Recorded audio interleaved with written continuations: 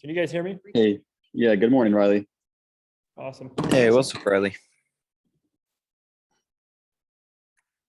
Cool, we'll get started. What's up, dude? If you want donuts and stuff, we got you covered. Okay, we got a few people walking in, so we'll get started in just a second.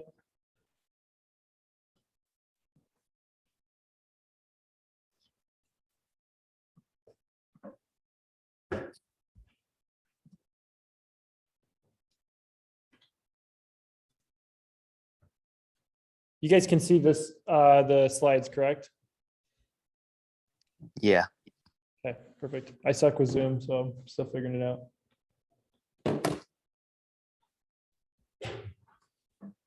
Okay. Well, cool. So we will get started. Obviously today's July 7th, pro team meeting. Let's do it. So every week we're going to chat about this slide because like we always talk about, I think it's super important that we all talk about our big goals together as a group. How's it going? Thanks for running and grabbing those, by the way.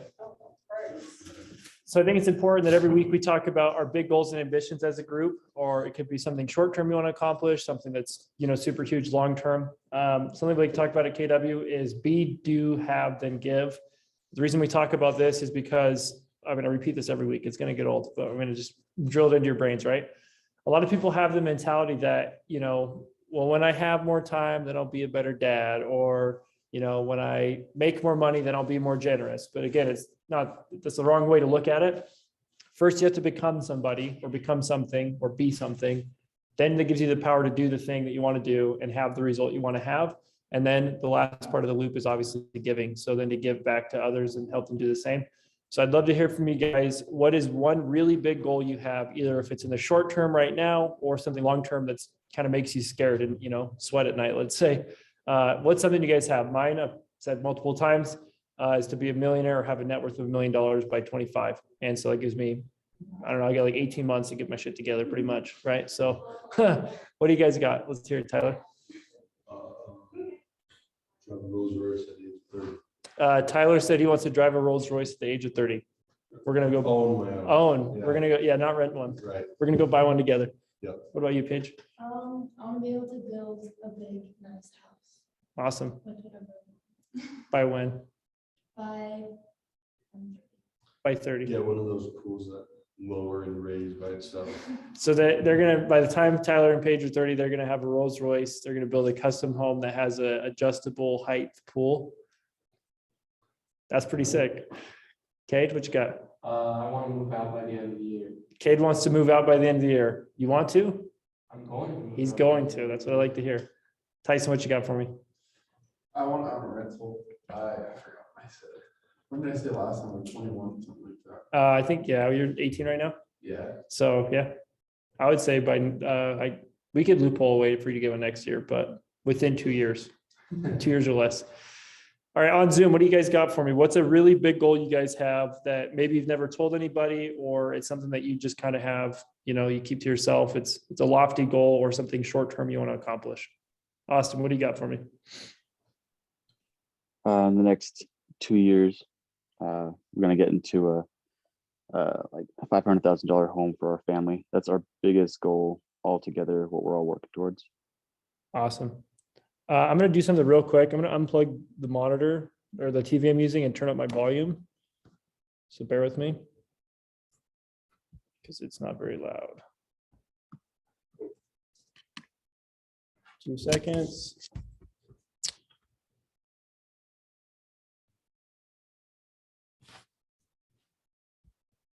All right, you guys should try talking again. Let's see if we can hear you better. Can you hear us now? Oh, definitely a lot better. Cool. I don't know how to find my other window though. Just reopen it. 2 seconds. Sorry, guys. Technical difficulties as per usual. Cool. So Austin, you want to have a $500,000 house for you and your family. When's your deadline?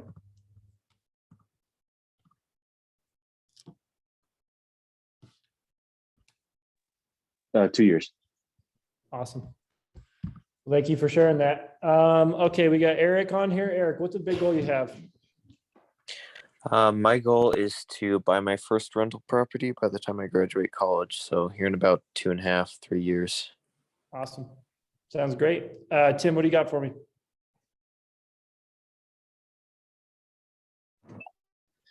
So for a couple weeks now, I've been thinking $1,000 a day. So like short term, a K a day. It's kind of catchy. And like, that's just for every day that I like work. So annually, if I were to break it down, like that's how much I would like to like gross. What would that actually be, number wise? It depends on how many days I work.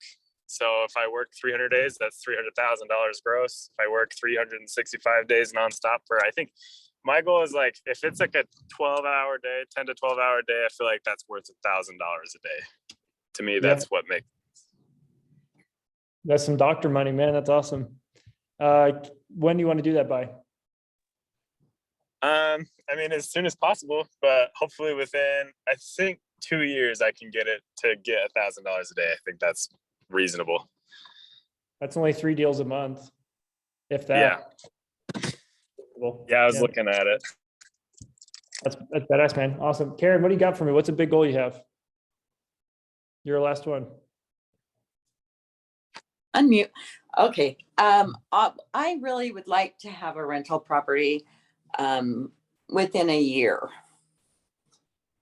Very good. Definitely can do that easily. Cool. So big wins. Speaking of Karen, Karen got a listing last week. So good job to her.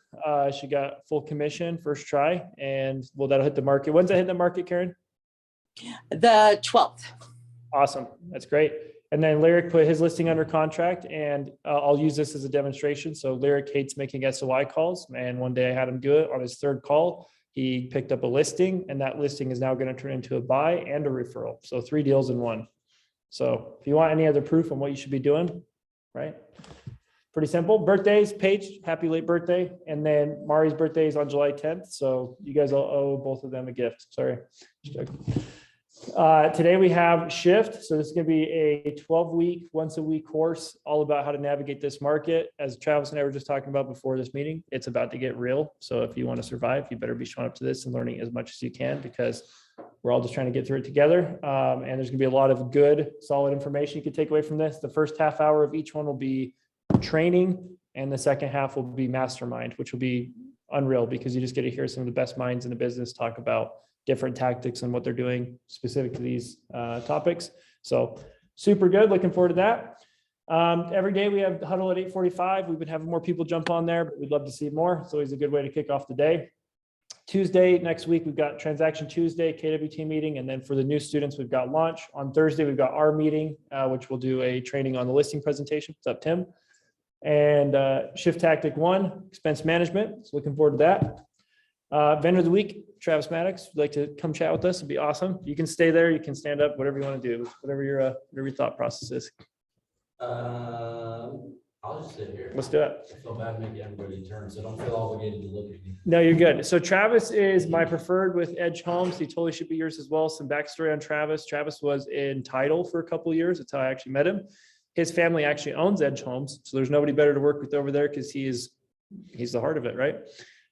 Travis moved over into sales at Edge Homes and has been killing it ever since. And yeah, he runs the show. So love to hear from him. So let's get into it. Thank you, sir. So new construction is kind of scary to a lot of agents, even if you've been in the industry for years. Correct me if I'm wrong. Yeah, no, true. I've got a deal going with a lady right now who's been in real estate longer than I've been alive, and this is her very first new construction deal. On Zoom, can you guys hear Travis talking? Yeah. Awesome. Okay. My goal today is to help you guys understand the process of new construction as a whole.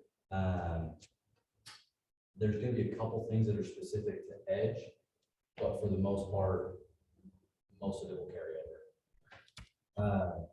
So there's a lot of benefits to new construction.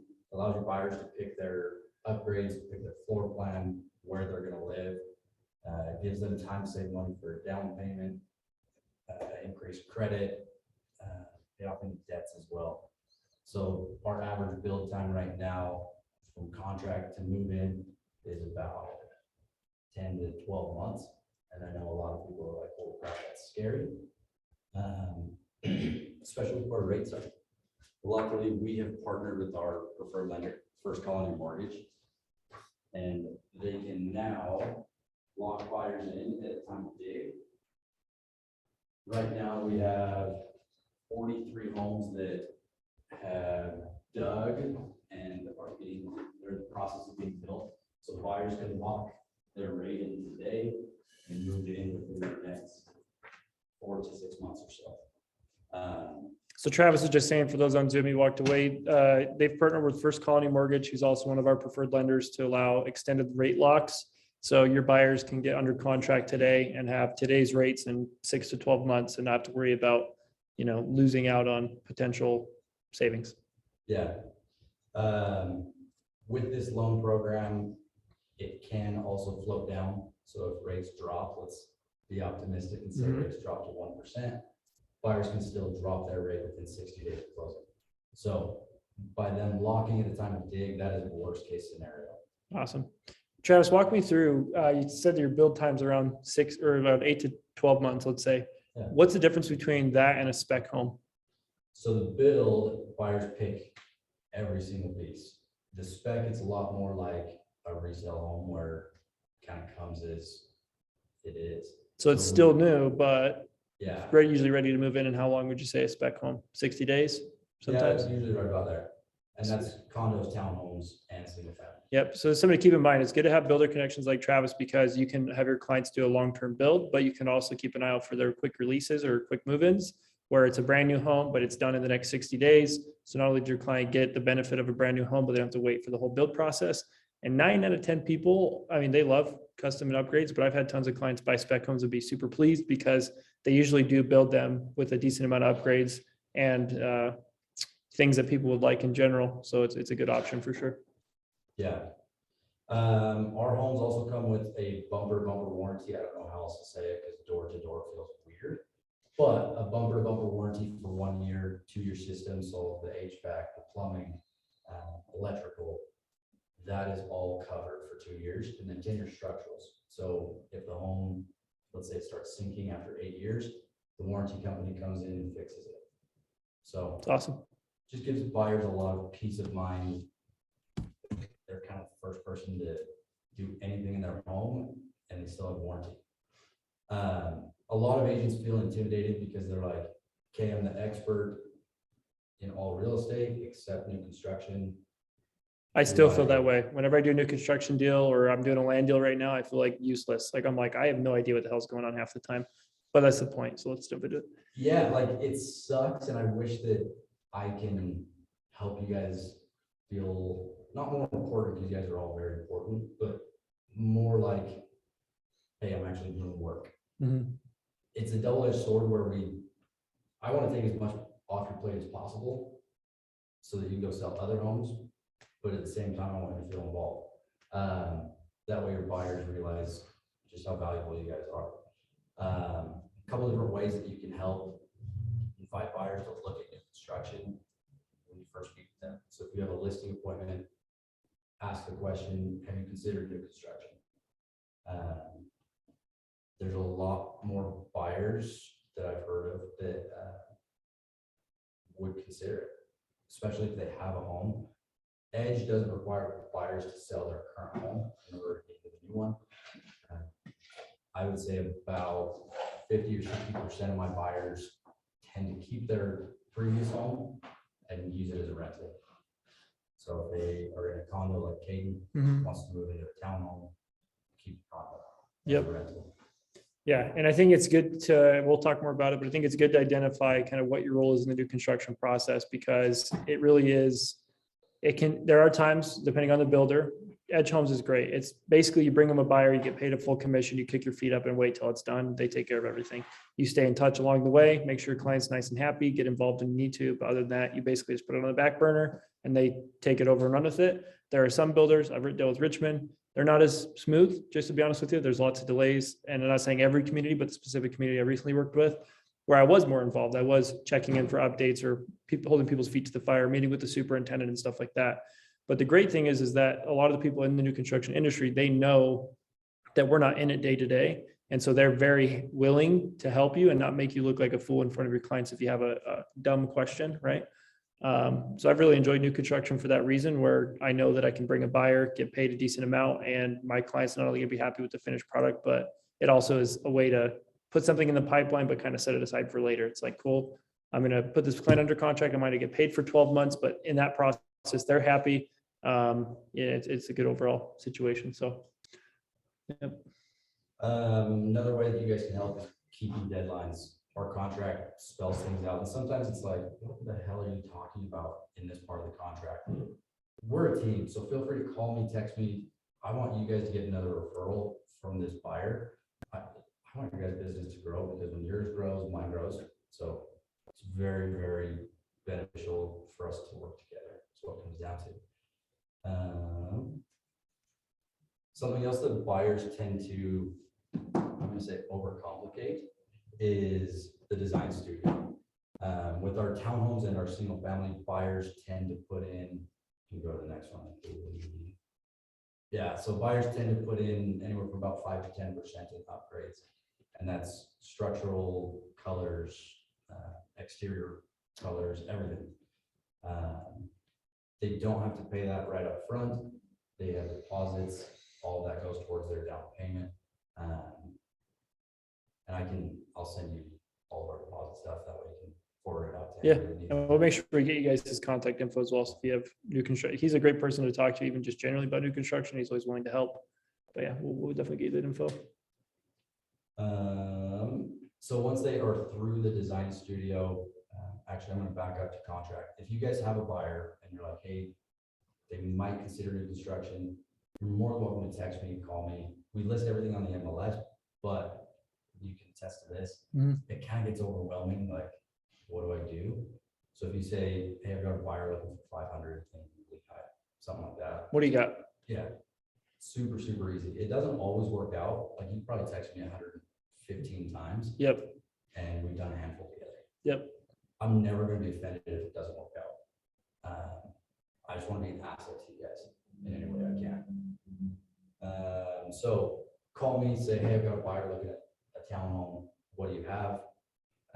If we have something that might work, bring them out to the model. We can walk through, go through the entire process with buyers.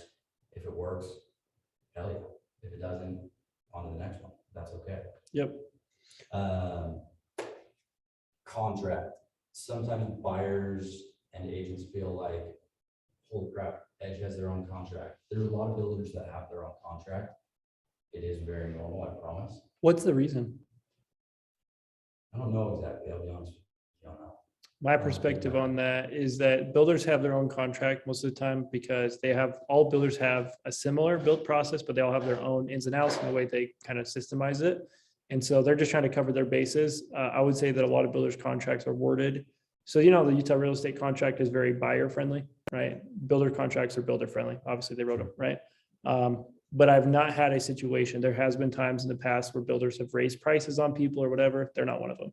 So a lot of the builders in Utah in the last couple of years, they'd have clients under contract for a certain price. Closer to the end of the build time, they'd say, hey, we're going to raise your price or you're going to lose the house. It's not very fair. Edge doesn't do that, which is awesome. But in my eyes, it's to protect the builder, but it's also to help facilitate the process, because builds just take a lot longer. There's a lot more ins and outs than just a regular, hey, here's a house, we're going to close in 30 days. So yeah, and then talking about design studio, in the past when I've worked with Travis or other builders agents going through the design studio, it's a fairly simple process. Your clients typically do get pretty dang excited because they're picking out everything. Like, we're going to pick out light fixtures, light switches, air conditioning, like water softener, the colors of everything. And, does it have backsplash? Does it not? And so on and so forth. And so something he referenced here, I just read, it's helpful that you guys understand what actually adds value resale to a home. So if you, walked into a home and it had blue versus white paint, like that could probably make a difference. But something big like, a water softener could make a difference in resale value, or 8-foot versus 9-foot ceilings. Exactly, vaulted ceilings, or hey, we're going to go cheap on the handrails versus doing the nice like steel, like blacked out steel that looks really aesthetic and modern, right? Stuff like that.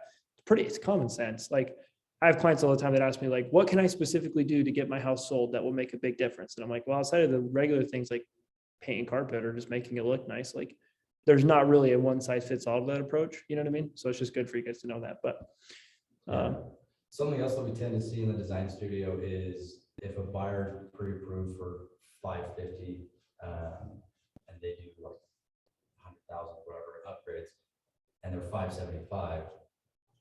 If rates go up, that's kind of scary because they might not qualify. So help rein them in a little bit at times and just be like, hey guys, you don't have to have, I'm trying to think what are some of our crazy upgrades. You don't have to have a 10-car garage. You can probably get away with a 9-car, right? Like help rein them in at times. when Tyler has a Rolls Royce, he'll need a little bigger. Oh yeah, oh yeah, we got you, Tyler. Yeah. We're gonna do a lift, we got you. That's awesome. The construction process is probably one of the most frustrating processes right now, especially. I have one condo building that they were originally going to finish late June, early July. They have since been pushed to late November. Murphy's Law says if something can go wrong, it will go wrong. I'm pretty sure that was invented for reconstruction. There's not really an easy way to call and tell a buyer, hey, sorry, your home was delayed 5 months. Let me be the bad guy. Let me jump on a call with all of us, and I'm happy. He's willing. I'm willing, that's a better word, thank you. Willing to tell them, hey guys, it's gonna be 4 months extra.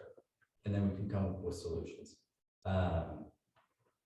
For good news, I'm gonna text you guys and then you have to tell your buyers. You get to be the hero every time. Like I said, I want you guys to get a referral. So the construction process, once we dig, again, they can lock their rate. They'll meet with the construction manager at that point, usually a week or so within digging, and go over, hey, this is the house you guys are gonna build, right? Yep. Okay, sweet. Just double checking everything to make sure we're 100% accurate. They will have that initial meeting, and then 2 days before closing, they'll have what we call an orientation. Most people call it a blue tape walk, most builders, I should say. We've done it different where we've had about 6 or 7 sets of eyes go through and try to blue tape the crap out of the house so the buyer can come in, make 1 or 2 Extra. changes, Yeah. and then they're ready to close in a couple days. So basically what that means is when a buyer is about to close, they get to walk to the house and pick out any defects and bring it to the attention of the builder so the builder can fix them. And so we call it a blue tape walk because they literally hand them a roll of tape and say, go nuts. And they're like, oh, there's a defect here. The paint's a little bubbly there. My countertop has a chip in it, or my oven's crooked, or my I've had all kinds of randoms. My cabinets are slightly off, or they didn't install a cabinet door like they were supposed to, or I'm missing something entirely. Like I was supposed to have this upgrade or that or the other. So it's a builder's job at that point to remedy it before closing. And normally that's what, a couple weeks before closing. So that one for us, it happens 2 days before closing. Okay, yeah. I typically, and I need to update this because I said 4 to 5 day rate lock, but about 60 days before closing, about when drywall goes in, I'll reach out to you guys, say, hey, it's time to get the loan process started. I like to have a face-to-face meeting with the buyers at that point, just another touch point that the buyers feel like, hey, we're not just left behind and getting text updates. Typically, our construction managers will update buyers every Friday, every other Friday. So again, just take stuff off your plate, makes your job easy. Is Yeah. The goal there. Again, both processes are simple and hands off to the agent and buyer, right? Moving on, takeaways. New construction is an asset to you guys, just another tool in your belt. It can be scary, but it's also very easy. It can be very, very easy for you guys. What's one way you could make new construction less scary? Yeah. What else? Having a Travis at each company, find the biggest builders, connect with an agent there, build a relationship with them.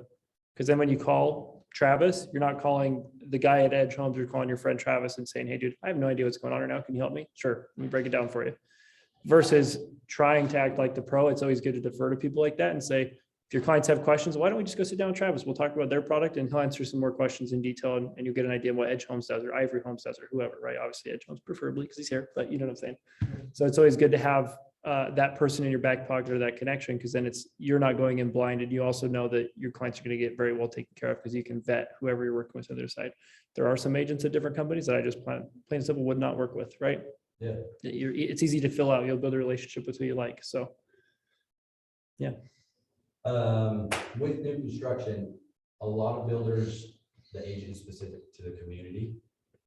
Edge is a little bit different. I can sell every Edge community. So we have Lehigh, Saratoga, Eagle Mountain, Harriman, Bluffdale right now. I joke around, but at the same time, this is all I do. You can attest to it. Like, I live, breathe, and sweat orange. I just love it. So reach out to me. I do everything in my power to be an expert on all things Edge, and then even other builders in the area. I like to know my competition. So if you have a question about other builders, feel free to give me a call. I can give my opinion, information, or contact with them. Yep. So It's always good. ultimately, don't be afraid of new construction. It will help buyers, promise. Yeah, definitely. New construction's been a big asset to me, and mostly just to have extra options, especially if somebody's shopping resale. With the market's changing, but the way the market was the last 2 years, where every single house that's resale had 50 offers day one, and most of the time they were junkers. It was nice because new construction was priced relatively par to those. So it's like, okay, you can spend, it's listed at 400, you're going to be in at 450 to win it, or you could go over here and go buy this condo at 429 brand new, and you got to wait 6 months, but by then it's going to be worth so much more, and so on and so forth. But yeah, I think you'll see with the market shifting, builders will be a lot more aggressive. They're going to incentivize your buyers a lot. I've already seen builders that 6 months ago would have, given me the bird, say, hey, we're going to pay you full commission. We'll cover your buyer's closing costs. We'll give them 15,000 in upgrades. So it's always good to know what's going on, because it may just be a better deal for your client. And chances are, as the market shifts, they're going to be hurting and have a lot more inventory that's priced well, that will help your clients have better options. So any questions for Travis? That's a basic overview. Again, nothing too crazy. The actual new construction process, we could go on about all day, but I'll give you a simple overview from my perspective. You basically bring the buyer to the builder. If they have the inventory that works, you obviously work out the finer details, negotiate if necessary, get the incentives and so on. The builder will then have your client sign either an intent letter like Edge Homes does, or right on the spot a contract. And then they start their process. Normally they make them get approved by the builder's preferred lender, and get an escrow open and everything else. And then you're basically just hanging tight for the key times where it's like there's a lot of crickets for a while, but at the key moments you'll get updated and then be able to go do walkthroughs with the buyer at the four-way to check the construction. So when it's framed, and then you'll obviously be able to go through the blue tape walk and some other areas like that. But most of the time it's kind of just on the back burner. You're just kind of sitting there waiting for updates, and you can check in when your client needs to or when you have to. So any questions? Awesome. Rude remarks. Yeah, rude remarks. You guys want to pick on Travis today? No? Awesome. Any questions on Zoom? Do you guys be able to hear all that? I hope you guys did.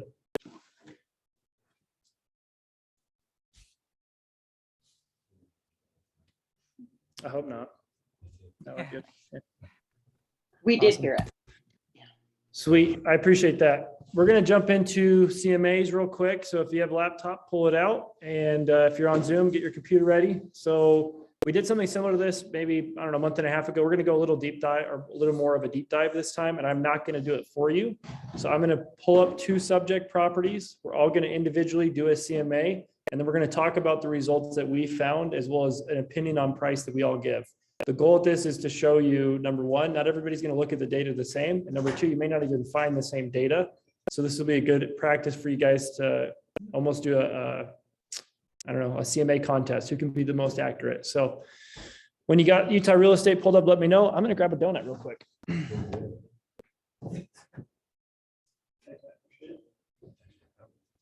get your information sent out through the Slack channel, which is like a message. So.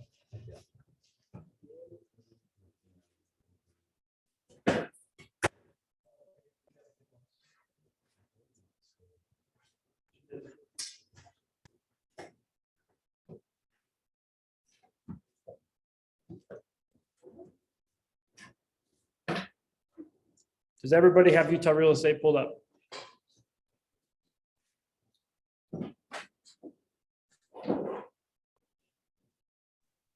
Yes. Awesome. So, hey, you too, man. Appreciate you. Hey, guys.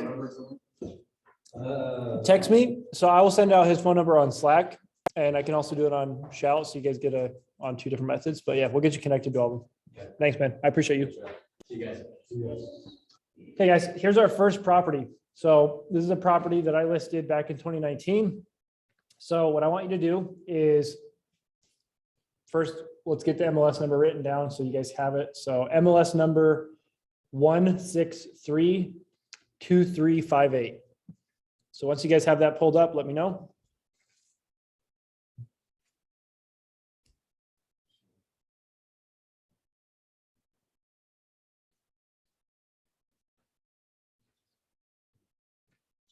Does everybody on Zoom have this pulled up? Yes. Yes. Awesome. In person, you guys have this pulled up?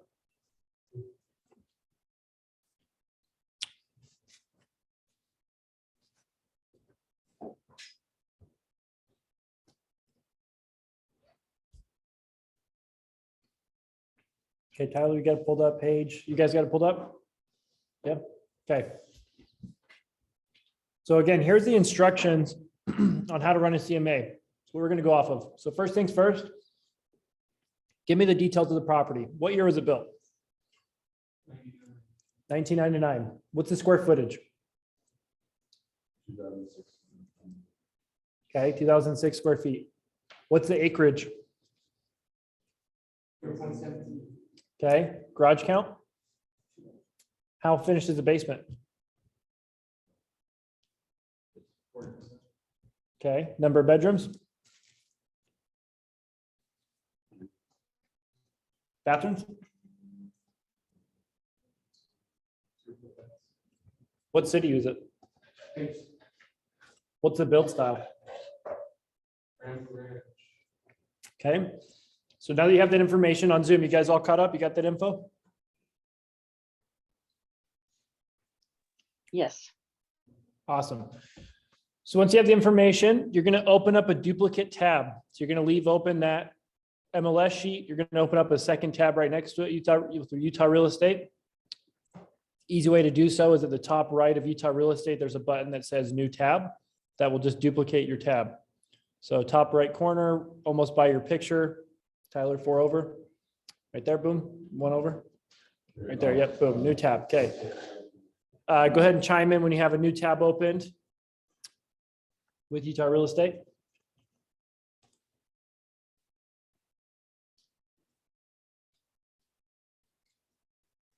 Once you do, you're going to open up search and do residential full.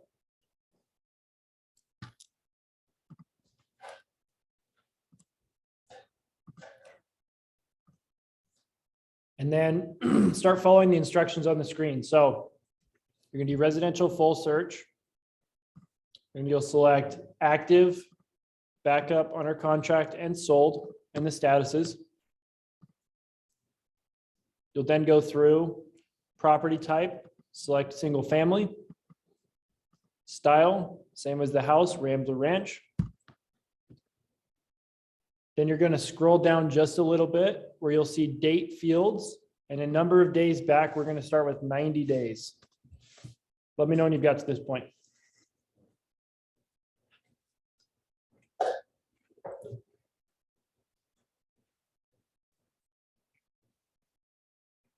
Do it where you do the map and radius and everything. Towards the end.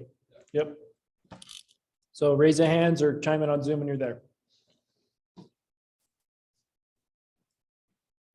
All good, Tim? Yeah, I'm just slower. Oh, you're good. No rush. Just want to make sure I'm not leaving anybody behind or you guys aren't just glazing over on me. All right. Once you get that done, we're going to scroll down and you're going to find the details section.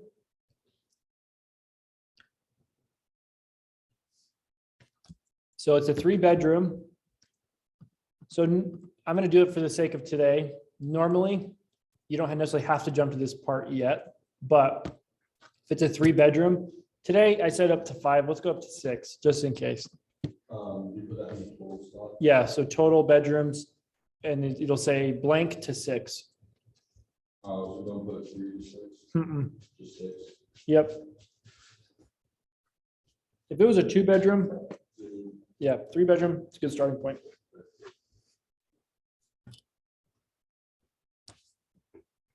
Then bathrooms, I'm gonna leave this off for now. This is something you can come back to if it's like a weird situation. You're gonna scroll up a little bit and look for site. And we're gonna do a year range. So it's built in 1999. So we're gonna go as high as 2009 and as old as 1989. Once you're there, to the right of that, you've got total square footage. We're gonna go 500 above and below. You said it was 2006 square feet, right? Yeah. So 1,500 to 2,500 square feet. Okay, Oh, you said 500. above and 500 below. So up to 2,500 square feet, as little as 1,500 square feet. But it had 26. It had 2,600? Oh, I thought you said 2006 square feet. Okay, so then we're gonna go up to 3,000 or 3,100 square feet. And as low as just say 2,000. Okay. So lastly, we're going to scroll up. And we'll go to the view map on the left-hand side. It's a blue hyperlink.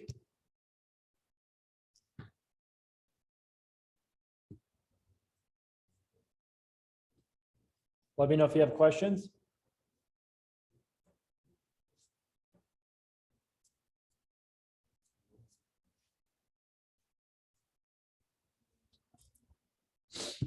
Once you're on the view map category, let me know.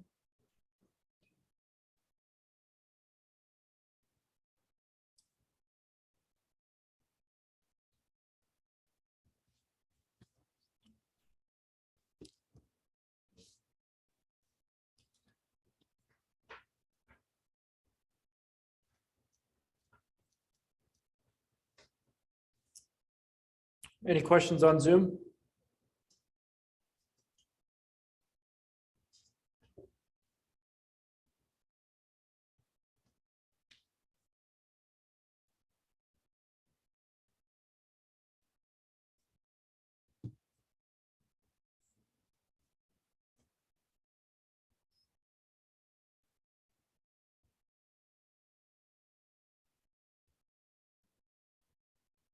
Is anybody stumped?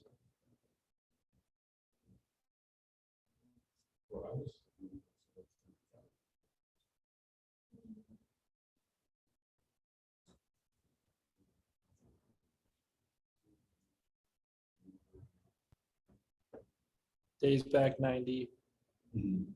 Year built.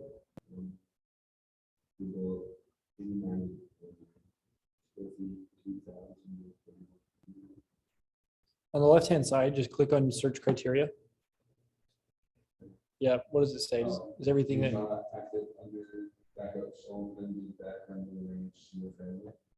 so your square footage is not, yeah, retype that. Oh, we got the.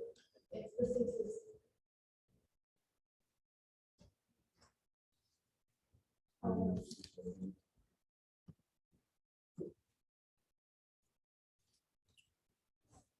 Okay, Cade, you there? Map, Tyson? Map, Tim? I'm getting there. You're good. No worries. Yeah, I already did everything. It's just.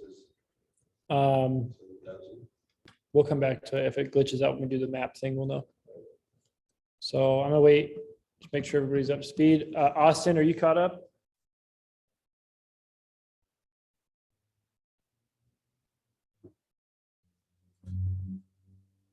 Eric, how about you? No, you're good. Yeah. Yeah. Awesome. That's what I thought. Oh, nice. Apparently Siri's joining in. Well, cool. So we'll give it just a couple more seconds, make sure everybody's caught up. And then what you're gonna do is once you're on the map, so you should be looking at the map on Utah Real Estate. In the top left corner, there's these little blue squares that have different shapes. You're gonna click on the circle, or in other words, known as the radius tool. You'll see a little box pop up in the top right of the map. You're gonna click set radius / location. In the radius box, you're gonna type in 1 mile. So just delete what's there and just type in a 1. And then we're gonna type in the MLS number in the box to the right. What was the MLS number? 163 2358. Once you're at this step, let me know. Don't hit set criteria quite yet. Okay, Tyler, you're good. Paige, awesome. Tyson, okay, awesome. Eric, you got it caught up on here? Yeah. Awesome. At that point, then you'll hit set criteria. You should see the little map pop up in Payson. So it's going to create a circle and you'll see, I see 4 listings currently. You should have 4. If you don't, we'll come back to it. We'll fix it. What do you guys have? 4? Okay. The next step, you have 2 options. You can either click hide map or I just click view results. We're going to look through these.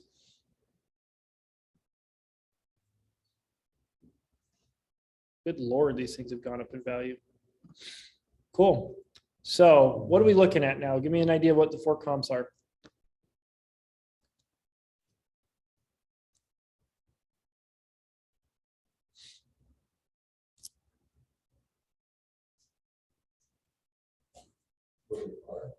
Yeah, so I see 4. I see. Yep. What's the range of list prices? Cool. So remember what I'll do is if you're at the page, you might be on a different, you're in a different looking section. Okay, cool, right there yet. So how'd you do that? You just hit the grid view? That's cool. Yeah, I didn't even know it was a thing. Thanks for showing me. So what I do is I'll click the left or top left corner, the little check box. I'll go to view reports and I'll click agent full report. So what I'm doing here is I'm basically comparing this information sheet to the one that I had for mine. So I can not only look and see spec wise if they're similar, but also I can quickly glance at the photos and identify how closely related they are to each other. So it looks like this one is at 520 is what it's listed at. It's under contract. They've dropped it $20,000 and it's been on the market like 39 days. So if I were looking at this property and going to tell a seller where they should list their house, do you think that I should tell them to list it in the mid 5s based on this comp? No. Okay. And it's technically not even sold yet. So just because it's listed at 520 doesn't mean that's what it's going to sell for. Yep. It's just a temperature check, right? Next one, we've got one at 524. It's now at 514.9 under contract. Little different build style. So something you want to keep in mind. Going to the third comp, we've got one that sold at 601. This one, build style wise, much more similar. 2,500 square feet with the fully finished basement. You kind of see the similarities between these. So I'll pop through, look at the photos. Honestly, the inside of this house is identical to the one that I sold, except it's just a lot nicer. So for 601, these people bought this one for like 298. It's insane. So going through the photos, just way more updated. Okay, moving on. Go ahead, Tyler. So the one that we did, Mm-hmm. or the one that you sold, Yep. is 3 bedrooms. Yep.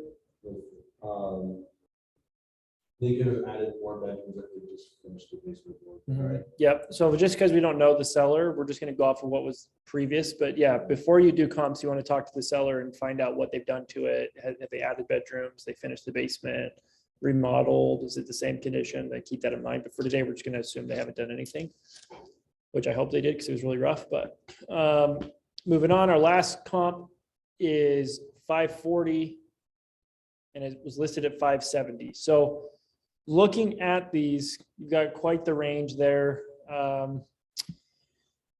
what would you guys, so there's two ways you can look at this. We'll follow the instructions here. So now that we've looked at the age and floor reports, let's assume that we liked all these comps. What we're going to do is we're going to click on the left-hand side where it says reports, and we're going to go down to CMA report. Let me know when you're there.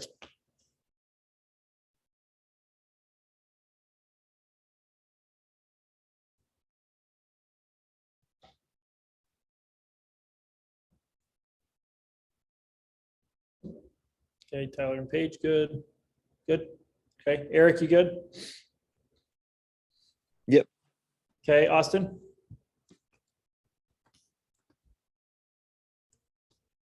All right, moving on. Top left corner, you're going to click populate subject data. We're going to type in the MLS number from before again.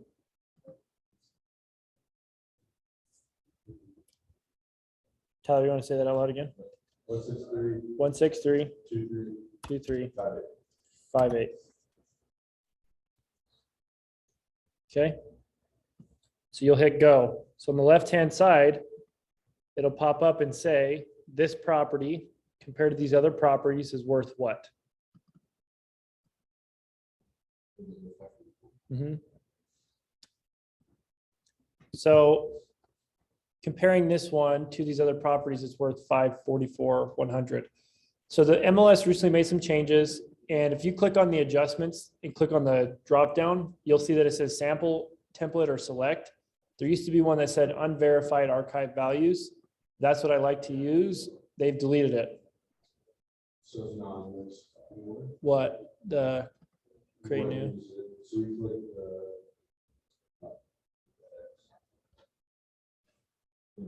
Yeah, you're all good. So this is a rough comparison, but in no way, shape, or form do I ever marry myself to that number. What I'd want to do is look at what's sold. So there's one at 601 and one at 540. The one at 601 is the identical floor plan, like literally sixes, just nicer. So comparing that one to this other one, I would more closely compare mine to this property, but I would take in mind the fact that this one was listed and sold all the way back in May. The market's changed quite a bit since May. What are the last two that have been listed doing? They're kind of sitting. You know, they went under contract, but it took them 14 or 35 days to do so. And even the one that sold for 601 was on the market 28 days. The one that was sold for 540 was on for 26 days. So I want to keep that in mind when I'm talking to my seller and say, hey, even though this one sold for 601, chances are rates have gone up 1% since then. Is it probably going to sell for that? No, but you could still be in that ballpark, right? So looking at that, the next step is you can click create CMA packet at the top. And what that should do is bring you to a screen where you can basically go through and on the left-hand side, select what information you'd like to bring. I personally like to do full comp details, comp photos, and comparison report. You could also do summary analysis if you want to look at price per square foot, or a map report to show the seller where in relation to their property these ones have sold. On ProU, it talks about using Cloud CMA. If you can figure it out and do it at a high level, I think Cloud CMA is great. It's a lot prettier. I personally just prefer simple and dirty, just straight to the point. So let me know when you're at this screen. I will quickly share my screen to show you guys where I'm at. So for those on Zoom that want to look, this is what your screen should look like right now.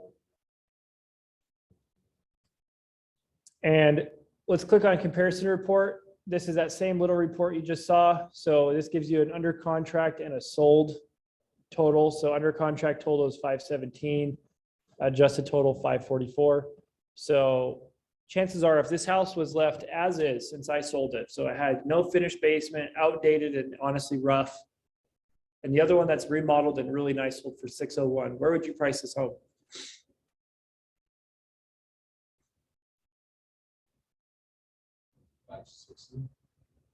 $560, what do you think? Yeah. Tyson? Yeah. Eric, where would you price this house knowing that it only has 3 bedrooms and it's outdated compared to the closest comp, which sold for 601, that was fully updated with a finished basement? Probably, yeah, around 550, 560. Okay, Tori, I know you just joined us. We went through and pulled some comps. We're gonna do one more that you can join us for, just to get some practice. Where would you price this home? So we'll quickly look at the comp details just to show you. So there was 4 comps, 2 of which were under contract. One was listed at 514 and was on the market 35 days before it went under contract. The other one was listed at 520 before it went under contract, was on the market for 39 days. Where did I get the sold? Let's see. Sold comps, we had one that was listed at 570 that dropped to 540 before it sold. And then this is the closest comp because of the build style and same floor plan as the one I sold. And it sold for 601. And it's updated with a fully finished basement. Knowing that information, where would you price ours? Just based on the fact that it's outdated and does not have a fully finished basement. Only 3 bedrooms. When did the super comparable one sell? The one that was 601. Yeah, good question. So that one sold May 5th, I want to say. Okay, so a few Yep. months ago. Mhm. I don't know. How much does the do the upgrades and updating, how much of a difference does that make on, because if it's the same floor plan, it should, like, the price would be pretty comparable, but if the upgrades make a huge difference, I'm still super new at this game, so I'm not This is super great. familiar with how much that makes a difference on pricing. Yeah, you're good. So I appreciate these questions. Great. Like I said, there's never a dumb question and your mind's thinking the right things. That's where you should start to identify those type of factors. Okay. If I'm looking at the same house, same floor plan, same location, but one is updated to the max and fully finished and one's outdated and not fully finished. How do I differentiate between the two, especially in a market where interest rates are going up and in some areas prices are dropping, right? Because you're not going to want to be as aggressive as normal. So in my mind, what you'd want to do in this situation is you're going to look, obviously, you'd look through the photos of the comp. So Tyler, real quick, give me the MLS one more time. So I'm going to walk you through my thought process and what I would do. So really quick, what I'm going to do is, what's the comps? One sec, Tori. Hopefully you can see my screen and we'll go through it together real quick. So I first do a visual because I want to see how different they actually look. So we're going to start with mine. So here's mine when I sold it 2 years ago. So point out to me what you guys are seeing. Looking at this kitchen, what do you notice? Okay. Okay.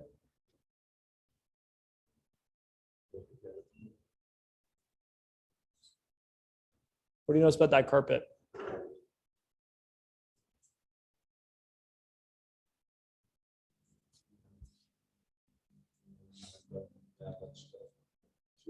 Mhm. What do you notice about that bathroom?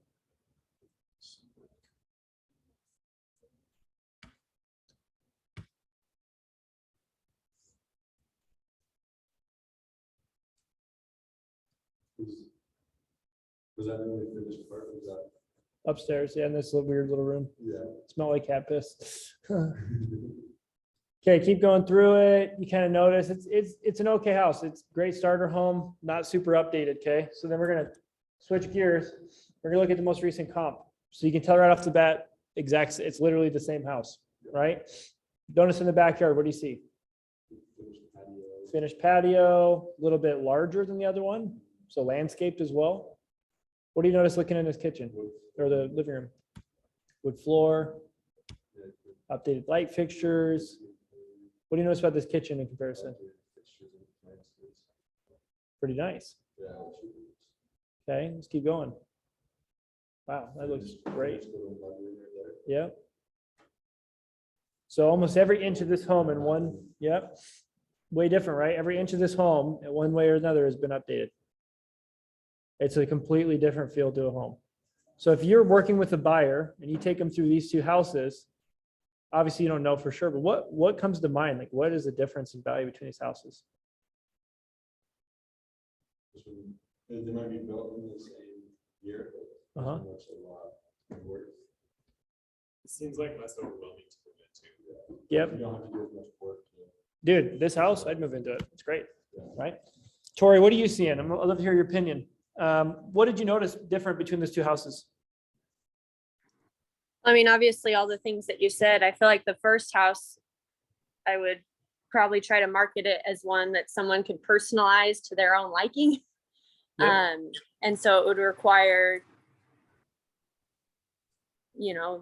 the willingness to put money into it after they've already purchased it. Especially that bathroom that had like the doors that were off the cabinets. Like there were some obvious things that would need to be fixed. Yep. I don't know. Yeah, I think she has the right idea. Generally speaking, those are the type of things you walk into. A buyer walks into this bathroom and they see this. How much do you think they're thinking this is going to cost to fix? Thousands, right? I mean, it's like $5,000 to redo a bathroom. They can make that bathroom look identical to the other one for about $5,000. But to a buyer, that's like, oh, right. So that's one room, $5,000. So now we're at $595. Okay.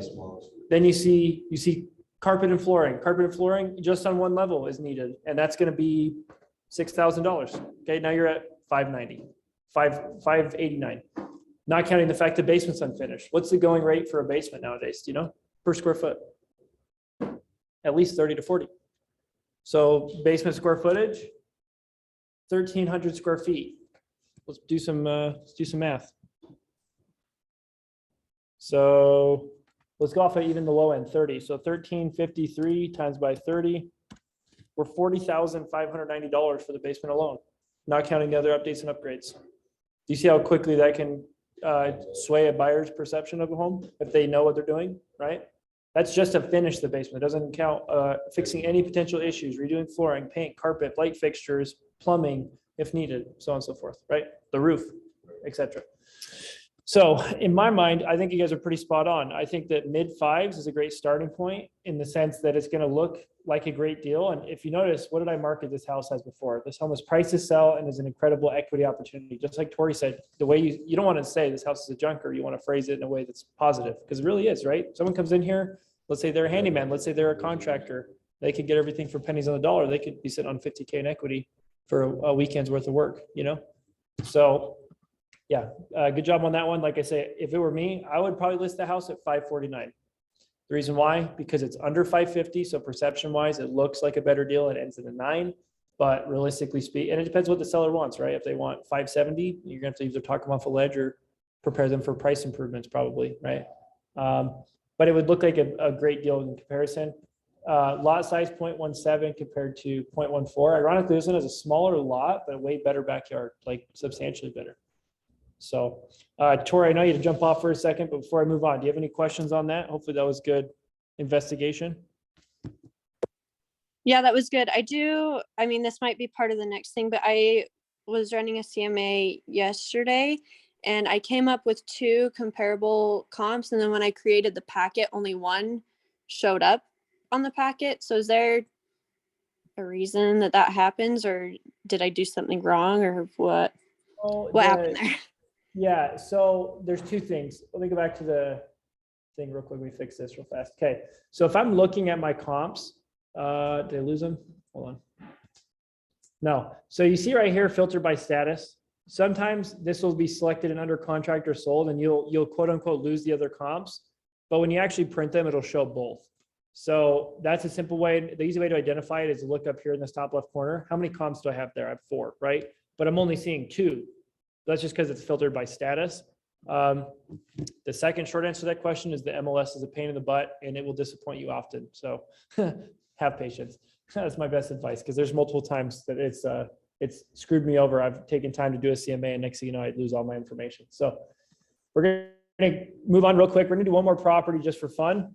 So let's do the same process again. This time I'm not going to walk you through it. I'm going to sit here patiently until you all have the comps pulled up, and then I will do a quick look-see to see if we get the same information. So I'm gonna have you guys walk each other through the steps and do it as a group. What is your first step? Okay, so first step, Tyler said, is to get this MLS sheet pulled up on the Utah real estate. So when you guys have that, let me know. I'm gonna eat another donut and get closer to diabetes.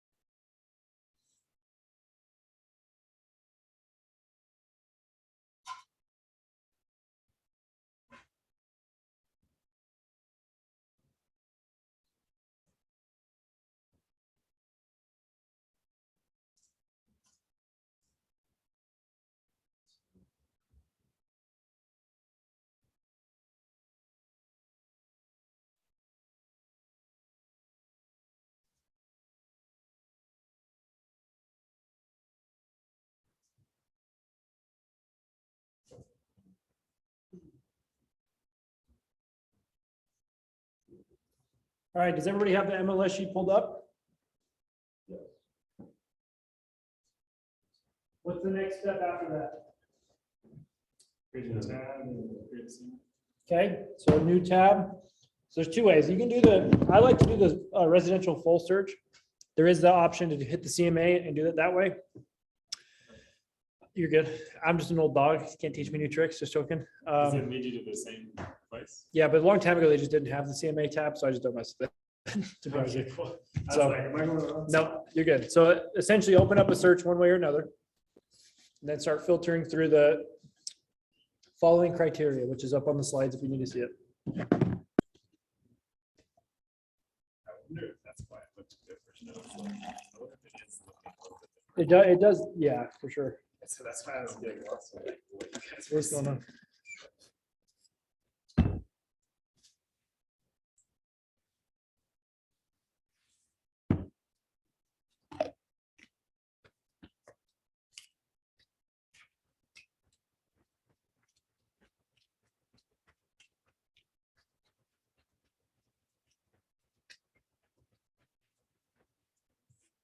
Any issues on Zoom so far? My computer decided to stop working, so I'm a bit behind, but I'll catch up. Totally good.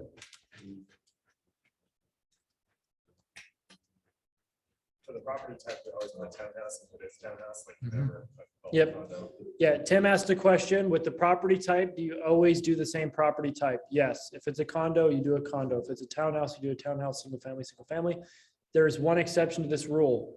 Have you ever seen a townhouse listed as a condo or a condo listed as a townhouse?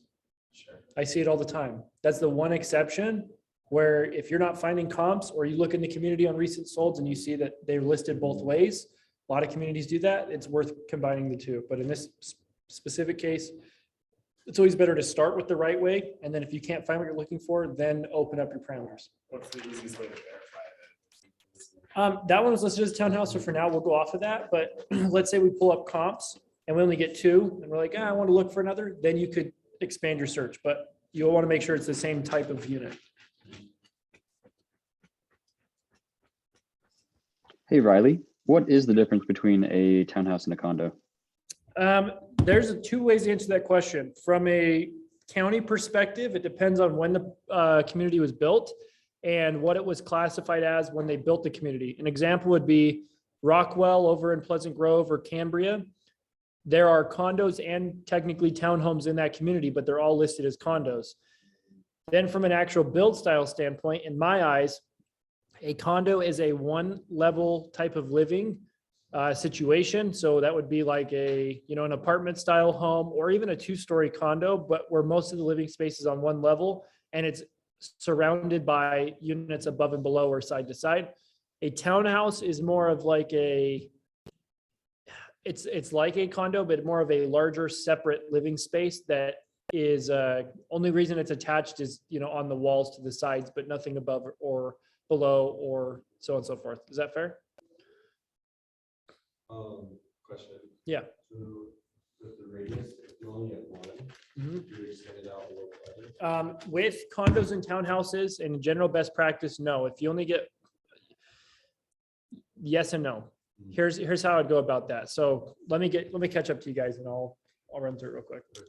So just pull up that one comp you have. Everybody get to where Tyler's at, and then we'll go forward as a group. So how many comps did you find? There's 282 and then 4? Okay. We'll figure it out. I was the one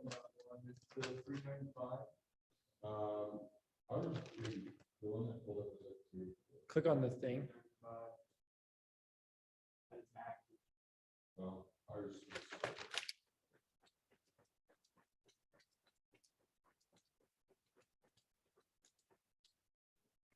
Can I see that listing again, please? Yeah.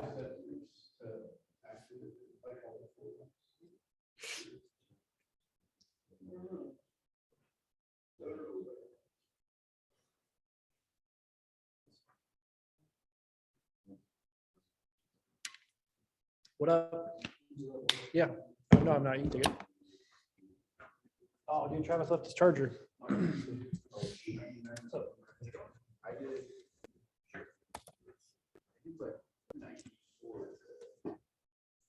You do 94 to 2014. 5 years? 5 is the square feet.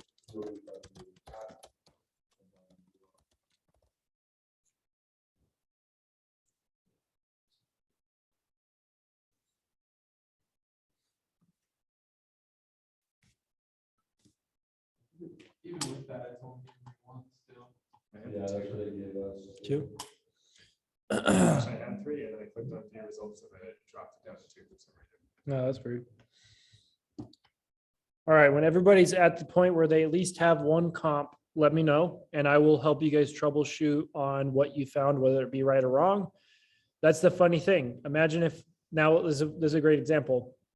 Let's say you're about to prepare for a listing presentation, each and every one of you on the same property, and you go off of the data you found now. How different is your stuff going to look? Very. How easy is it to, for a seller, how easy is it to identify if you made a mistake? If you come with the one comp that's way out of left field, they're like, where'd you find this? And the other agents come prepared with the proper or the right things, right? So number one, it's always important to have me verify before you go on a listing appointment what comps you're using, just to make sure you're not going to set yourself up for failure. And to also give you a second opinion, because then when you meet with the seller, if you come prepared and say, hey, here's the properties I found. I also had someone in my office who's a top agent look over and give me a second opinion. What does that do for them? That saves them it saves them the trouble of having another agent come and give them a second opinion because you came prepared with multiple different viewpoints on that same property, right? So everybody have at least one comp. No rush, Tori. If you're not, we can wait for you. I'm not rushed at all. Yeah, I'm still catching up a little bit, but I'm close. No worries.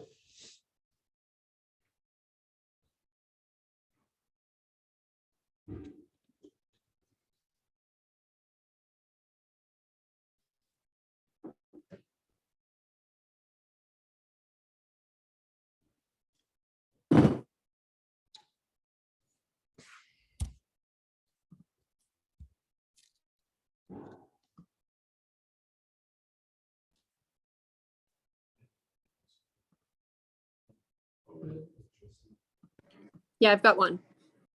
Awesome. So I'm just going to pull up the property again real quick on my screen so you guys can see where I'm doing. So I'm going to just show you guys, when you guys do this enough times, I'm going to show you how quickly you can crack this stuff out. It's crazy. It used to take me like 30 minutes. Now it's like a 2-second ordeal. So, all right, let's see.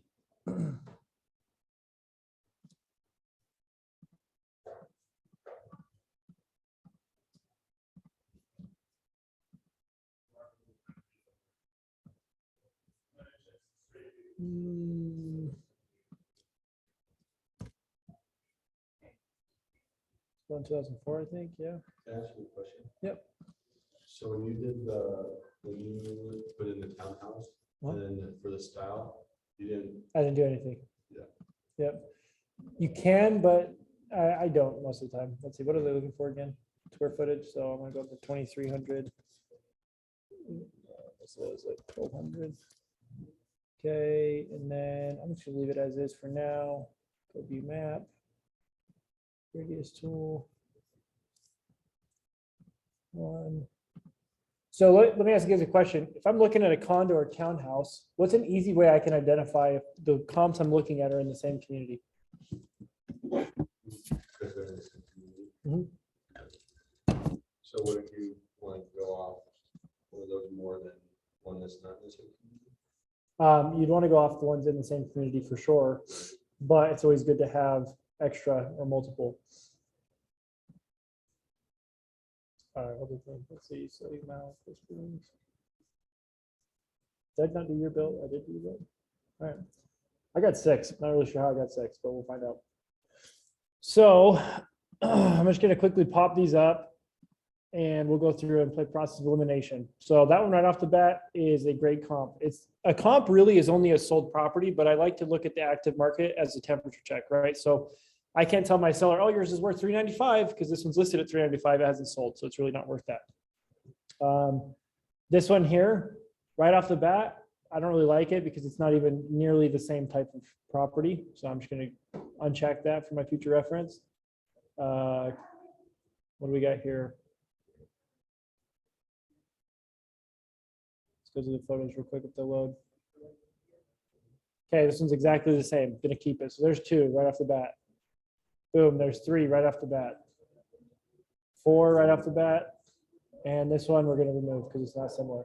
So I've got 4 solid comps. So let's go through you guys' searches. What did you guys find?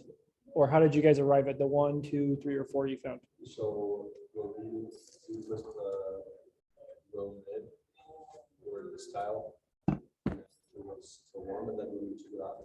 Did you guys do row mid, like on style?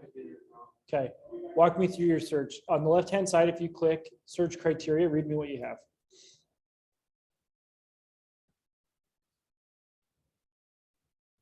What's up, dude?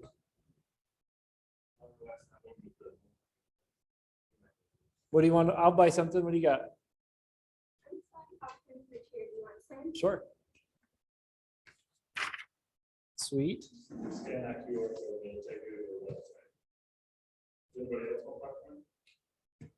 How much is a popcorn? It's whatever. That's like there's like $5 options. Cool. So, but she gets a portion of it, and she's like, cheer competitions.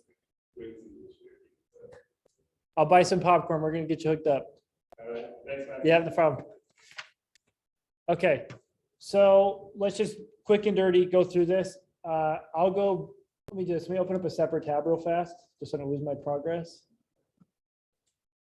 And then I'll go back to my search real fast. So here's my search criteria. Let me know if it matches. I've got Utah under contract, oh my gosh, backup, active, or sold. Property type is townhouse, 90 days back. Year built at most 2014. For some reason, the year at least did not say, whatever.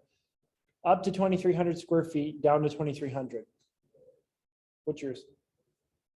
I think it's most 1900, so I probably lost out on a couple because I have 3. I think mine was like 1300.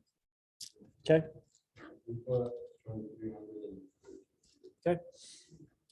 I think what I did was probably that. Yep.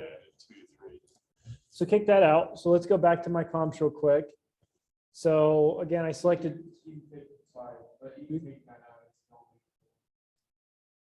Did you do the radius? What did you do the radius as? 1 mile? 1 mile. How many comps do you have, Tori?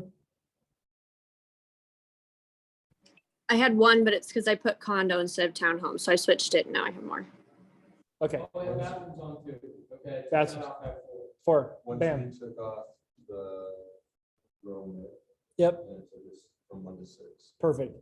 So let's start with these 4. Let's assume we all have the same 4. If you don't, let's find out why. So I've got these 4. Okay, brought in 6. Hold on. Let me remove some of these. Okay, sorry, it brought in all 6 of mine for some reason, but now I've got my 4. So again, I'm gonna come up here. I'm gonna copy this. I'm gonna bring it back over here, and you're always gonna populate subject data because you want it to compare to this property. So when you bring it to the seller, they know you're looking at my property compared to you. What's up? How many original ones? Uncheck the box, top right corner. So it was on- Yep, uncheck.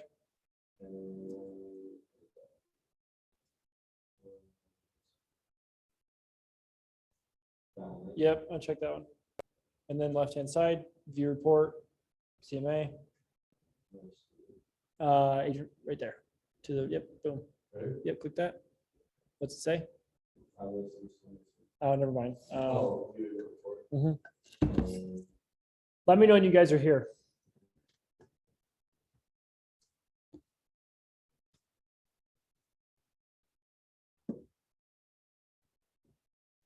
So we put in an MLS number for the original search now, and say populate. Auto populate or populate subject data, you put in the, yeah, the one you're comparing to. How do you, so we got different, so, There, yeah. just hit remove. The blue link, it'll do that. Mine does the same thing.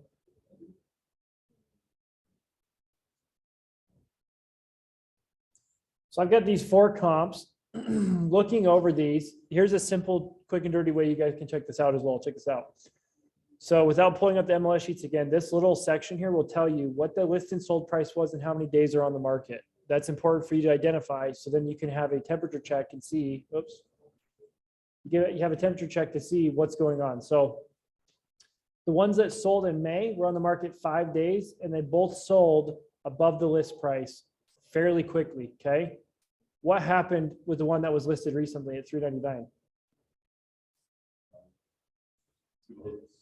Sat on the market 31 days. So in literally a 2-month window, what happened? Days on market went up 26 days for a property that was priced lower than the other 2 that had sold. What does that indicate?